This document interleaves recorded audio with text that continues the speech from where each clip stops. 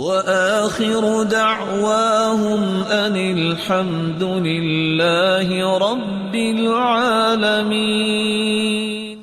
وہ صنعاء کے اندر، یمن کے اندر مشہور زمانہ باغ جس کا تذکرہ دنیا کرتی تھی، 3 بھائی تھے، ایک باپ تھا۔ باپ کرتا کیا تھا؟ اللہ کی راہ میں خرچ کرتا، مسکینوں پہ خرچ کرتا، ضرورت مندوں کو دیتا۔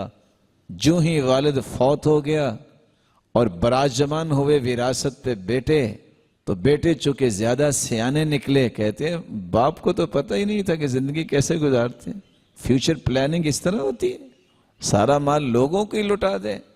اب بیٹھ کے انہوں نے مشورہ کیا، اچھا ایسا کرتے ہیں کہ ہم آگے، اس سے پہلے جاتے تھے باغ سے پھل توڑتے تھے، مسکین بھی آ جاتے، فلاں بھی آ جاتا تو دینا پڑتا تھا، ہم نہ اب اندھیرے نکل جاتے ہیں، سحری کے وقت نکل جاتے ہیں، مسکینوں کے آنے سے پہلے سارا پھل توڑ کے منڈی پہنچا دیں گے، نہ کو آئے گا نہ دینا پڑے گا۔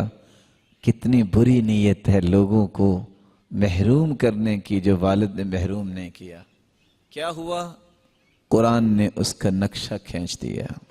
وَغَدَوْا عَلَى حَرْدٍ قَادِرِينَ،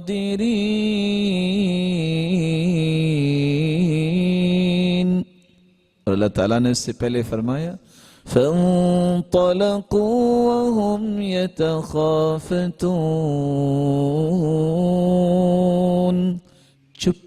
چپ کے جا رہے تھے کہ کسی کو آواز بھی نہ آئے کوئی جا رہا ہے، لیکن جب وہ اپنے باغ کے پاس پہنچ گئے تو قرآن نے ایک لفظ استعمال کیا ہے فَأَصْبَحَتْ كَالصَّرِيمِ،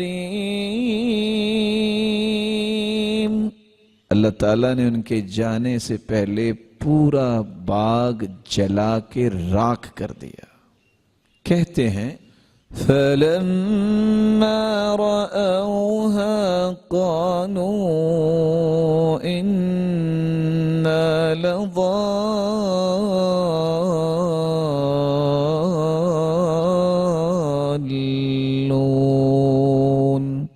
بَلْ نَحْنُ مَحْرُومُونَ۔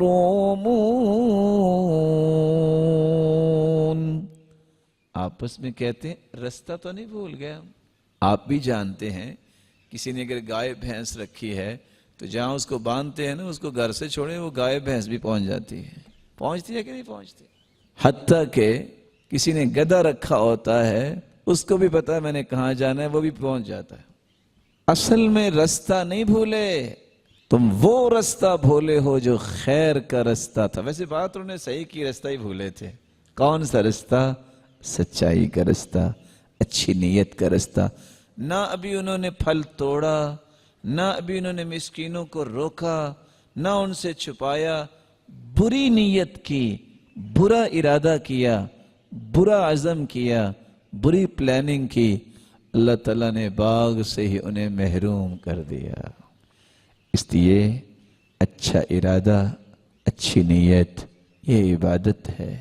ہر وقت اچھا ارادہ کرو، ہر وقت اچھی سوچ سوچو، ہر وقت اچھی نیت کرو۔ اللہ عز و جلال تمہیں دنیا میں وہ دے گا، تمہارے صدق نیت کی وجہ سے رب تعالی تمہیں وہ عطائیں کریں گے جو تمہاری عقل نے کبھی سوچی نہیں ہوگی۔